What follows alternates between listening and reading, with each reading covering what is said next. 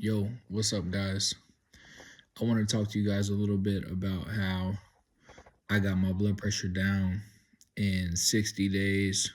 So, I've gone to the doctor a few times, and every time I was there, my blood pressure was elevated. Some of them were really high. It's like 160 over 100, 160 over 110, and 140 a lot of times, 140 over 100 a bunch of times. And my doctor wanted to put me on high blood pressure medication. And I told him that I wanted to try to get it down on my own. And I did. And I'm going to tell you guys how I did it. So, the first thing that I did, exercise. So, I just started exercising every day. My house is kind of like a loop.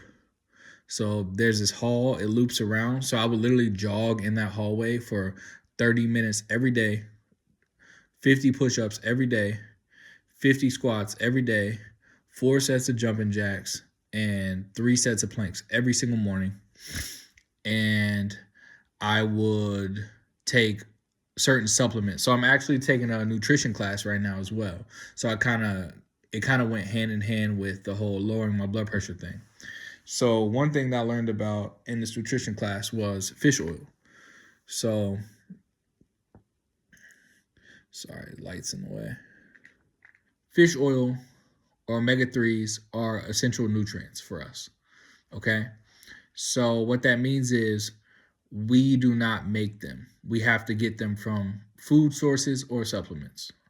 Okay, now maybe in the olden times we would eat a lot of salmon or whatever if you're a fisherman or you live by water. But I feel like a lot of people are not eating foods that are um, sufficient in omega-3 fatty acid. So a lot of people take fish oil. It's great for your heart. It lowers your blood pressure.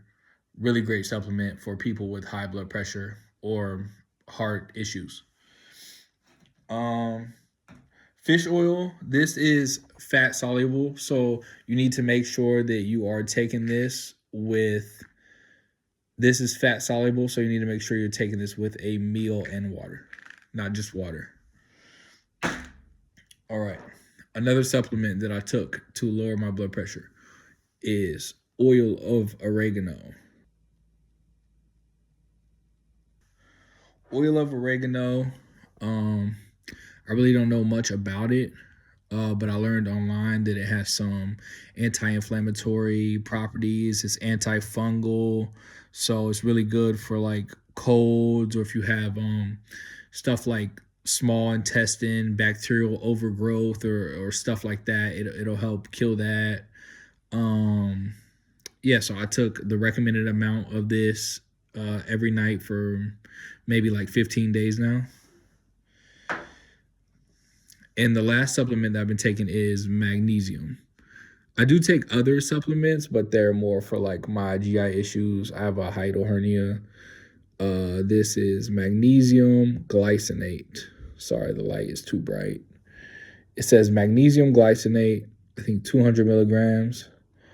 Anyway, so I've been taking one of those every night. It helps a lot too if you take it before bed. It kind of like calms you down. Makes me feel good and tired. But magnesium, the reason I take magnesium is because a doctor actually told me to take magnesium.